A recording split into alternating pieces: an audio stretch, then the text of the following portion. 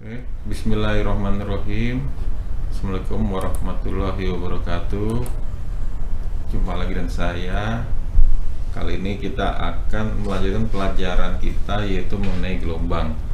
Pada kesempatan kali ini kita akan mempelajari yaitu gelombang stasioner. Pada pertemuan sebelumnya kita sudah mempelajari yaitu gelombang berjalan, di mana gelombang terjalannya ini adalah gelombang yang pada ujungnya tidak dipantulkan, dia akan terus merambat ya, seperti gelombang bunyi. Gelombang bunyi juga kalau terkena dinding dia akan mengalami pemantulan, atau gelombang cahaya yang tidak dipantulkan. Ini gelombang yang berjalan. Nah, kemudian kita akan selanjutnya akan belajar gelombang stasioner. Nah, gelombang stasioner ini ada pada ujung bebas, ini seperti ini. Kemudian ada ujung terikat. Nah, dia bentuk gelombangnya seperti ini. Jadi ini adalah hasil daripada pemantulan gelombang. Oke, sekarang kalau kita lihat sini secara manual, ini saya gerakan, maka dia akan dipantulkan kembali seperti ini ya. Atau pada ujung bebas, ujung terikat maksud saya, dia akan seperti ini, dia akan dipantulkan kembali ke sumber getar seperti ini. Oke, kita langsung saja ke suatu persamaan. Yang pertama saya bahas yaitu ya, gelombang stasioner pada ujung bebas ya. Kita lihat persamaannya. Pertama, gelombang stasioner pada ujung bebas. Nah, sekarang ini kalau misalkan pada ujung bebas ini ada suatu sumber getar ya. Nah, ini sumber getar. Ini merambat ke kanan seperti ini. Terusnya, nah ini misalnya ada titik pantul seperti ilustrasi yang barusan ya, yang saya gambarkan sini. Nah, dia kan artinya dia dapat di gelombang ini dapat dipantulkan ya. Jadi dia setelah dia merambat ke kanan, maka dia akan mengalami pemantulan arahnya ke kiri.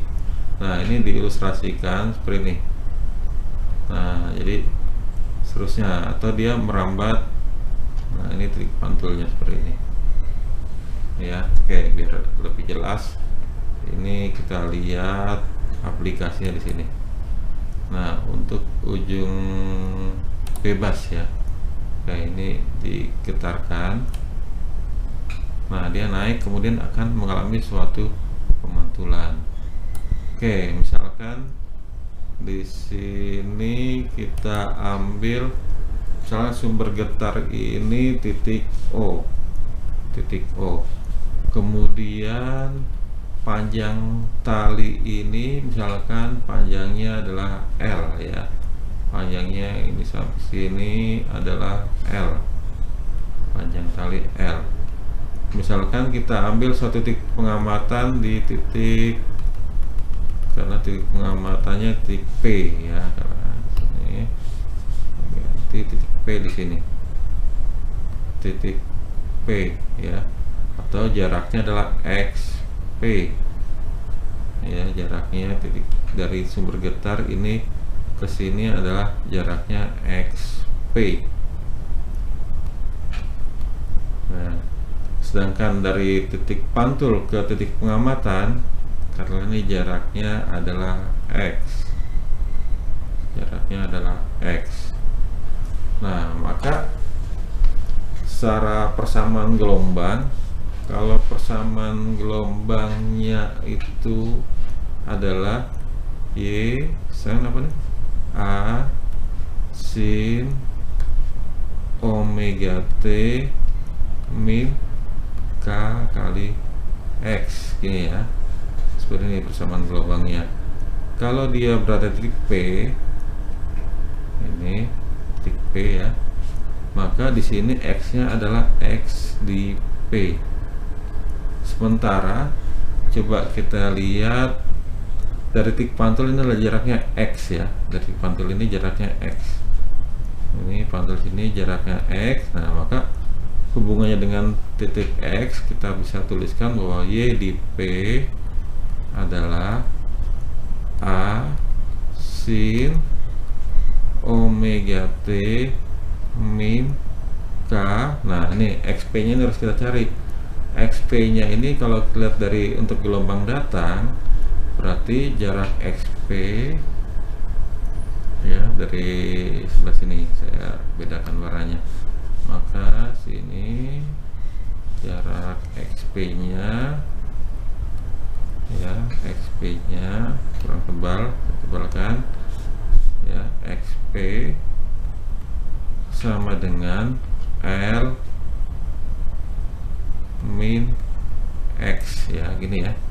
Sehingga ini kita bisa tuliskan kalau untuk gelombang datang ya, ini untuk gelombang datang ya, ini untuk gelombang datang ya, berarti sini bisa saya tuliskan berarti K kali L min X ini ya. Jadi X nya itu dihitung dari titik pantul sini. Nah, ini bisa saya tuliskan berarti A sin omega T min K kali R plus K kali X, seperti ini. Oke, ini persamaan gelombang datang, jadi Y datang, D sini tulis D ke P ya. Nah, kemudian bagaimana dengan gelombang pantulnya? Oke, gelombang pantulnya persamaannya. Nah, persamaan gelombang pantul sekarang kita lihat dulu ilustrasi di aplikasinya sini.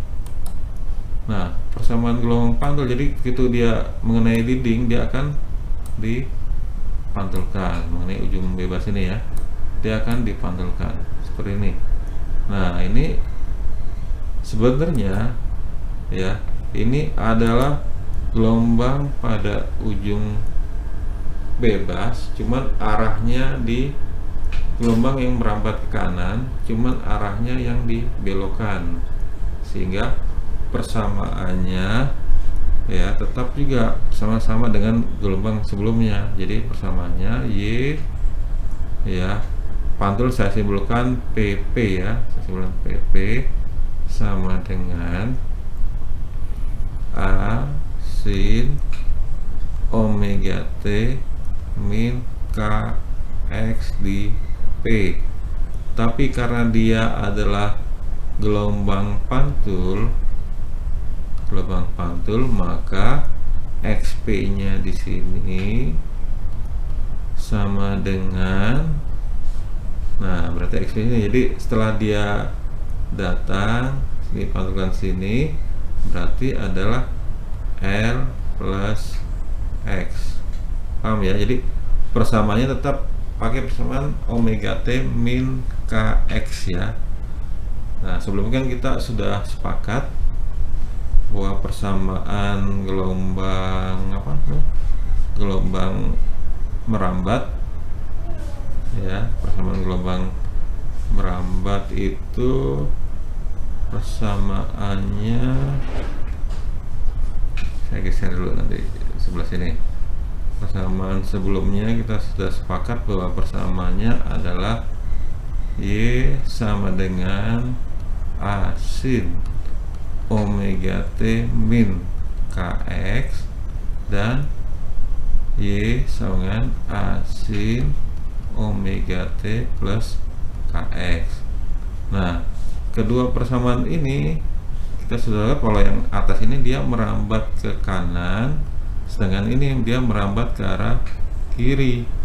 Nah, tapi kenapa di sini saya tuliskan omega T min KX? Oke, di sini Bapak menjelaskan bahwa seperti ini kasusnya kalau dia memiliki sumber getar yang berada di sebelah kiri, sementara yang sini yang persamaan omega T ya, yang persamaan omega T ini dia sumber getar berada di sebelah kanan, sedangkan pada titik pantul ini dia hanya memiliki satu sumber getar, sehingga persamaan tetap sama ya, yaitu sumber getar satu ini. Nah, ini adalah hanya gelombang pantulan. Nah, jadi persamaannya tetap sama, yaitu A sin omega T min K kali X karena titik P, jadi tuliskan P. Maka persamaan gelombang pantulnya Y pantul YPP pantul titik P maksudnya sama dengan A sin ya ini omega T min K kali L plus X ini. Oke, berarti ini saya tuliskan berarti A sin omega T min KL min K kali X.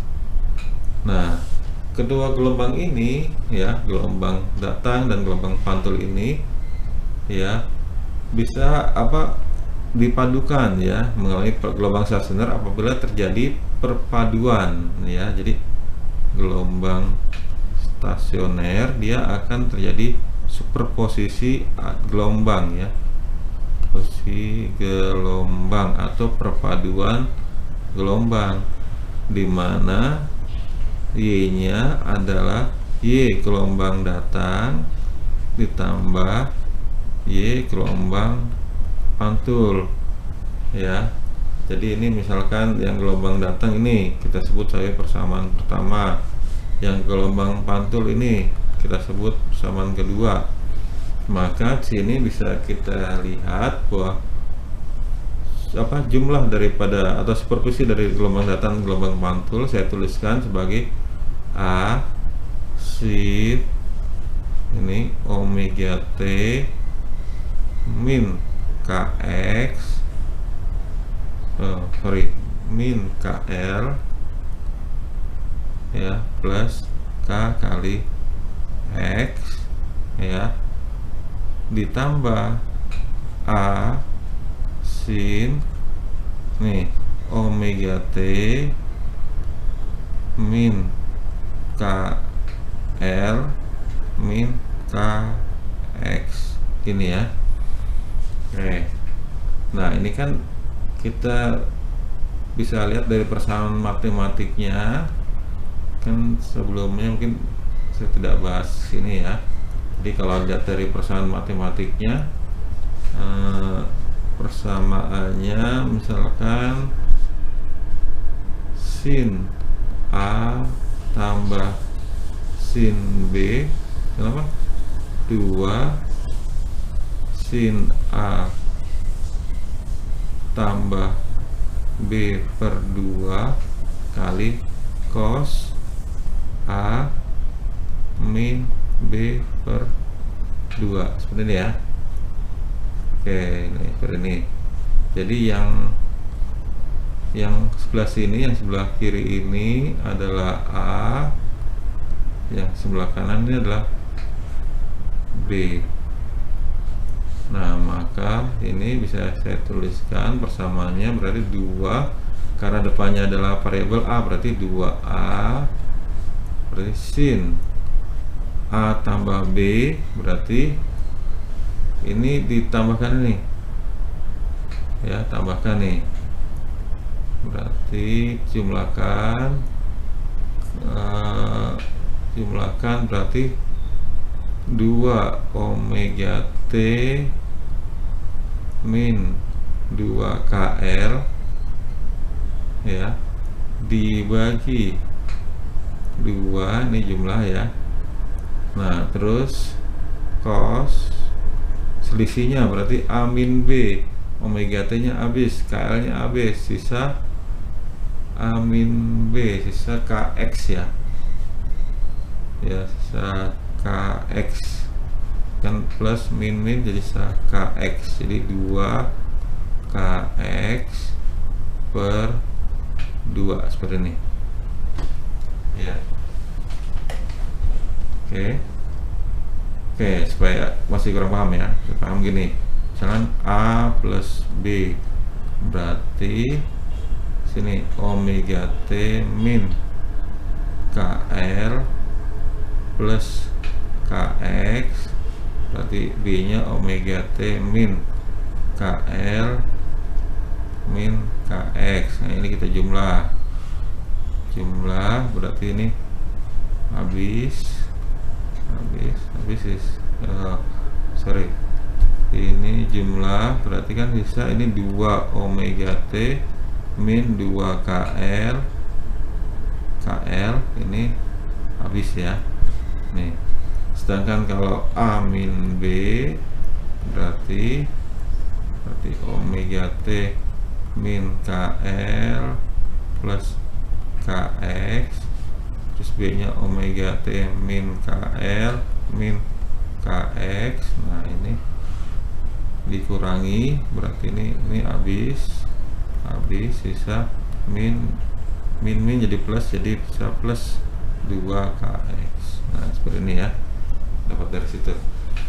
Nah sehingga persamaannya adalah 2A sin omega T min KL ya kali cos K kali X. Nah maka di sini persamaan gelombang stasionernya untuk ujung bebas adalah, biasanya kalau cos dituliskan variabelnya di depan ya, karena dia adalah fungsi jarak, berarti 2A cos KX ya kali sin omega T min KL. Nah jadi 2A cos KX ini adalah disebut sebagai amplitudo gelombang stasioner untuk ujung bebas. Jadi persamaannya bisa saya rubah juga, jadi AS nya ini sama dengan 2A cos KX, atau sini saya tuliskan secara umum ya, ini saya geser ke atas ya, geser ke atas. Nah ini ya, ini persamaan amplitudo gelombang stasionernya. Nah maka ini juga bisa tuliskan bahwa persamaan gelombangnya sama dengan AS kali sin omega T min K kali L. Nah biasanya kalau di buku cetak K kali L nya tidak tuliskan ya, kalau di buku tingkat SMA. Jadi cukup dituliskan untuk gelombang stasioner ujung bebas adalah Y sama dengan AS sin omega T, seperti ini ya. Nah ini adalah hasil daripada gelombang stasioner.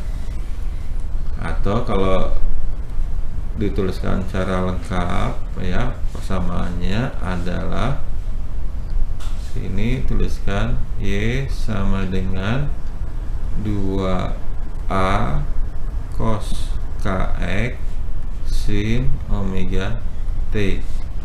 Nah seperti ini. Oke. Nah silakan. Berikutnya adalah letak simpul dan perut gelombang.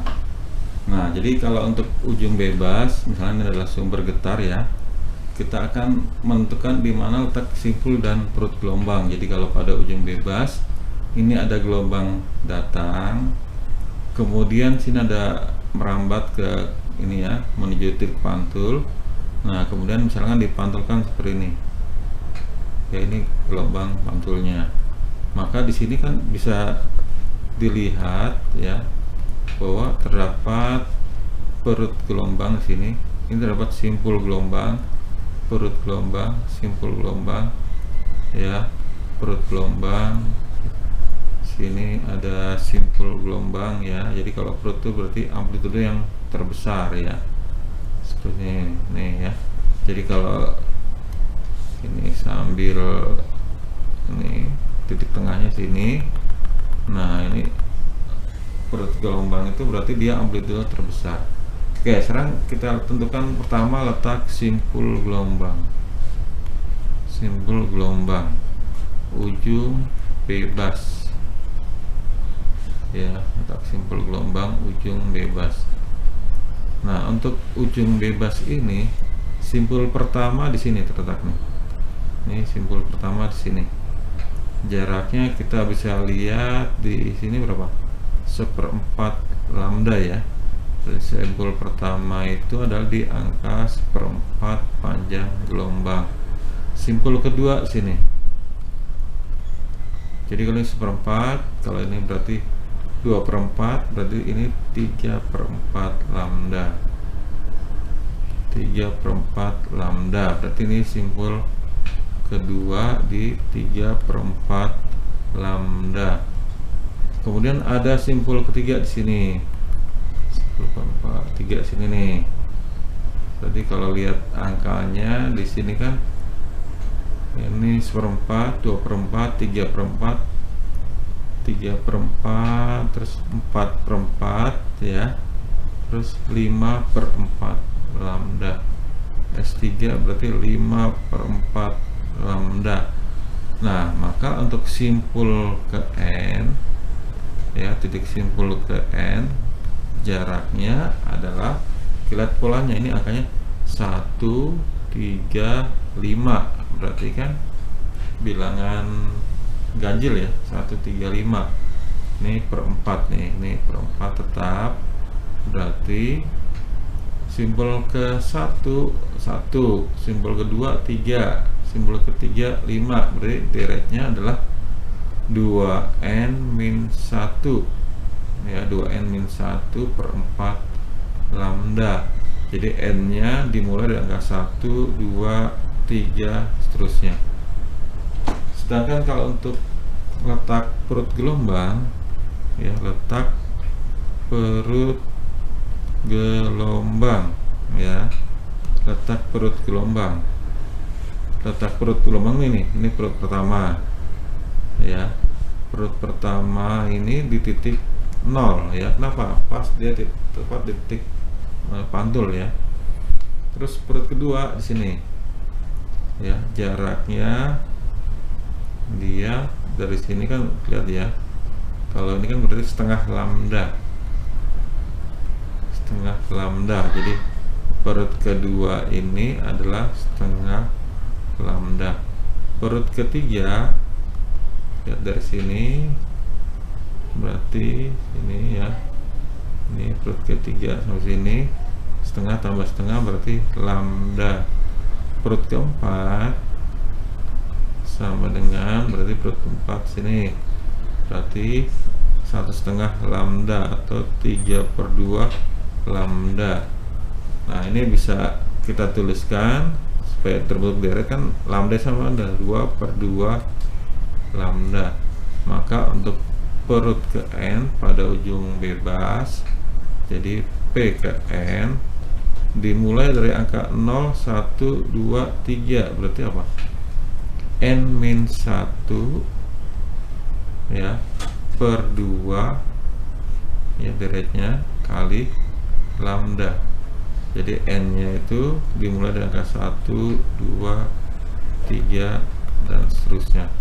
Ini untuk ujung bebas. Oke, paham ya? Oke, sekarang kita lanjutkan, yaitu pada ujung terikat. Ini saya lihat titik pantulnya seperti ini. Jadi dia ujungnya terikat, dia begitu digetarkan, nah dia akan terpantul dengan arah yang berlawanan seperti ini ya. Nah, jadi kalau digambarkan persamaannya, apa gambarnya, grafiknya, misalnya nih ya, berikutnya ujung terikat ya.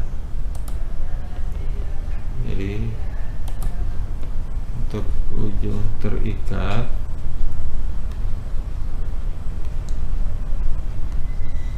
ya, masalah ujung terikat ini misalkan ada sumber getar Nah, dia merambat ke kanan seperti ini. Nah, misalkan dia ujungnya terikat seperti ini. Ini titik pantul ya, titik pantul. Nah, maka dia akan dipantulkan seperti ini ya, grafiknya seperti ini seterusnya. Jadi ini ada gelombang datang, ada gelombang berikutnya, ini gelombang pantul. Oke, misalkan kita ambil suatu titik pengamatan di sini, titik pengamatannya nih. Titik pengamatan nih, saya ambil satu garis bilangan, sebut tengahnya. Titik pengamatan di titik P di sini. Panjang talinya L. Misalnya panjang talinya L. Kemudian jarak sumber getar titik P ini misalkan jaraknya XP. Ya, XP, sedangkan ini jaraknya misalkan X. Nah, persamaan gelombangnya untuk gelombang datang ya, gelombang datang ujung terikat. Nah, persamaannya Y sama dengan A sin omega T min KX. Karena titik P berarti kan jadi P ya, gelombang datang di titik P ya, saya bilang DP berarti KXP. Nah, berarti di sini saya tuliskan A sin omega T min XP, berarti jarak ini datang sini berarti L min X ya. Saya tuliskan berarti L min X. Jadi sebelum dipantulkan, jadi saya tuliskan berarti A sin omega T min L min X ya, min L min X, ini gelombang datang. Nah, sedangkan untuk gelombang pantul ya, gelombang pantul berarti lihat dari sini kan, di sini seperti ini ya, terjadi selisih fase ya. Jadi gelombang pantul itu saya simbolkan berarti YPP, persamanya tetap berarti A sin ya omega T min KX ya P. Nah, sekarang untuk gelombang pantul di sini terjadi selisih fase, jadi selisih fase sebesar 90 derajat ya.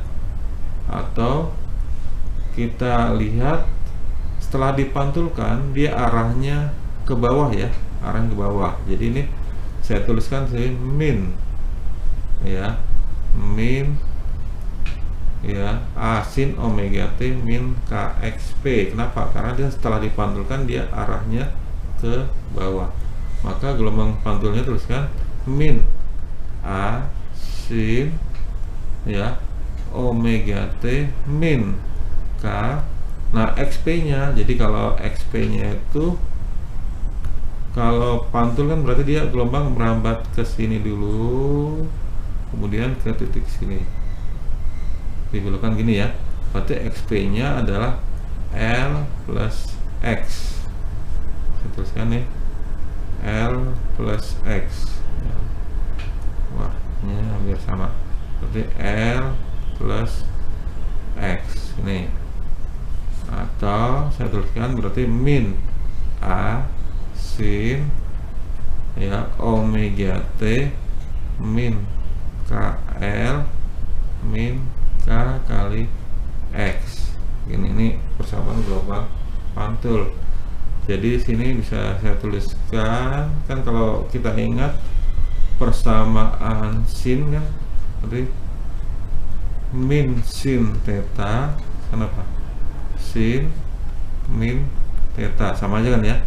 Berarti persamaan gelombang pantul ini saya tuliskan gini adalah Ini berarti A sin, berarti ini min omega T ya, min omega T ini jadi jadi plus KL plus KX seperti ini ya. Nah, tapi tadi ada yang terlewat nih, nah ini nih persamaan atas ini harusnya ada K ya, ini ada K, jadi nih saya hapus nih, terima kasih ada yang mengingatkan. Nah, ini oke, tadi ada yang mengingatkan, jadi ini harusnya KL ya, KL min jadi plus ya, plus KX ini ya. Oke, nah ini kan kemudian gelombang sel-sel ini adalah hasil superposisi dari gelombang datar dan gelombang pantul. Nah, ini bisa kita jumlahkan di sini. Jadi kita sebut saja yang gelombang datang ini adalah persamaan satu, sini persamaan kedua. Nah, maka Y-nya saat bedain spidolnya, berarti Y-nya sama dengan Y gelombang datang ya, gelombang datang ditambah Y gelombang pantul, atau gelombang datangnya berarti A sin ini ya, omega T min KL ya, plus KX ini ya, ditambah A sin min omega T plus KL ya, KL ya, plus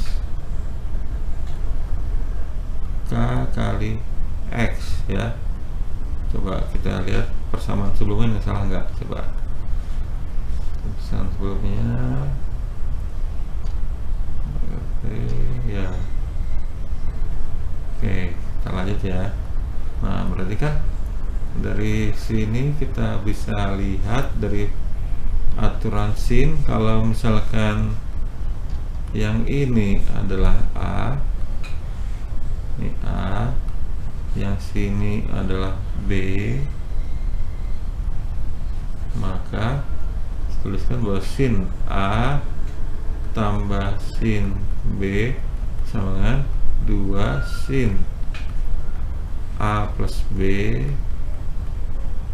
per 2 kali cos A min B per 2, seperti ini ya.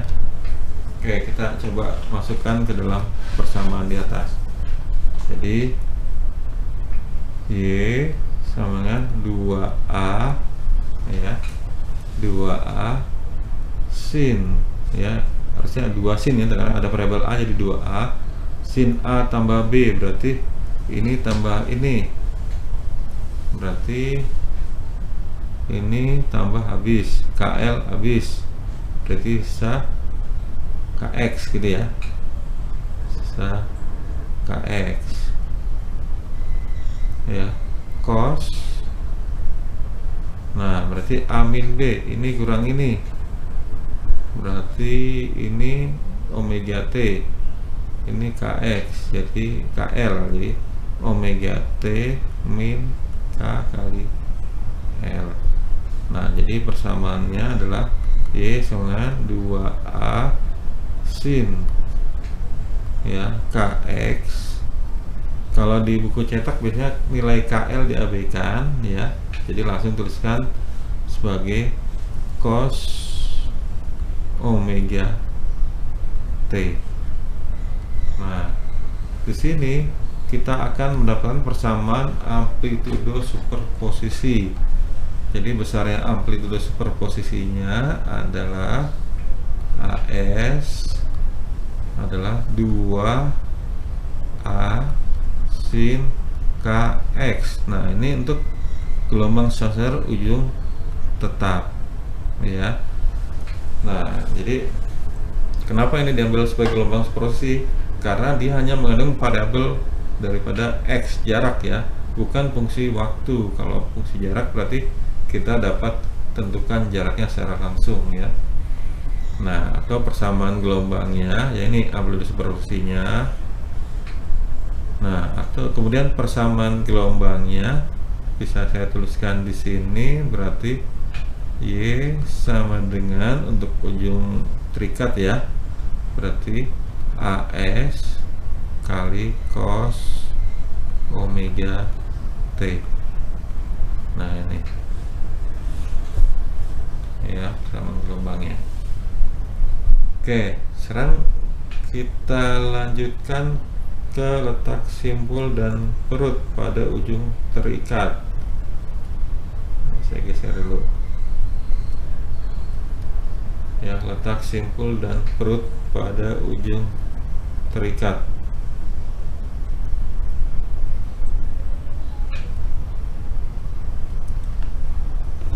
Oke, letak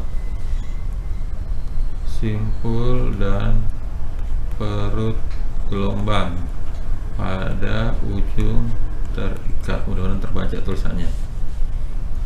Nah, ya. Oke, jadi seperti ini. Ini misalkan ada gelombang datang ujung terikat ya. Nah, ini titik pantul sini.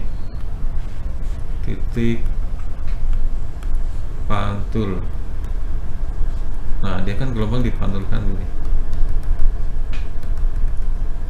Nah, ya, jadi dipantulkan ya seperti inilah kira-kira ya. Jadi kan di sini di titik pantulnya ini, nah, titik pantulnya terdapat simpul gelombang, sedangkan sini terdapat perut gelombang, simpul gelombang, perut gelombang, simpul, perut, simpul, perut, simpul, dan perut. Nah, ini untuk simpul pertama ya, simpul gelombang pada ujung terikat. Nah, untuk simpulnya, simpul gelombangnya ini berarti kan simpul pertama di sini titik 0, simpul pertama titik 0, simpul kedua, ini simpul pertama, ini simpul kedua ya, simpul kedua di titik ini kan setengah lambda ya, ini setengah lambda, setengah lambda. Simpul ketiga di titik sini 1 lambda ya, atau 2/2 lambda. Simpul keempat di titik 1,5 lambda atau 3/2 lambda, dan seterusnya ya. Simpul ketiga sini, keempat sini ya, 1,5 lambda ya. Soal lagi, ini setengah lambda, 1 lambda, 1,5, 2 lambda, dan seterusnya. Maka simpul ke N dirumuskan untuk ujung terikat adalah S1 0, S2 1, S3 2, S2, S4 3. Berarti kan terikatnya adalah N-1, bawahnya tetap per 2 kali lambda. Berarti N-nya dimulai dari angka 1, 2, 3, dan seterusnya. Sedangkan untuk letak perut ya, letak perut gelombang ya, letak perut gelombang. Nah, letak perut gelombang, nah berarti letak perut pertama di sini. Perut pertama kalau ini setengah berarti dibagi 2 lagi jadi 1/4 lambda ya. Berarti letak perut pertama di angka 1/4 lambda. Perut kedua berarti di sini 1/4, 2/4, sini 3/4 lambda. Perut ketiga berarti 5/4 lambda. Maka letak perut ke N adalah, lihat angkanya, ini 135, berarti bilangan ganjil. Berarti apa nih? 2N min 1/4 lambda. Nah, ini samanya. Jadi ini letak perut gelombang ujung terikat, ini letak perut gelombang, letak simpul gelombang ujung terikat. Oke, demikian tadi materi kita kali ini, yaitu gelombang stasioner pada ujung terikat dan ujung bebas. Oke, untuk tugas silahkan kalian lihat di E8. Oke, terima kasih. Assalamualaikum warahmatullahi wabarakatuh.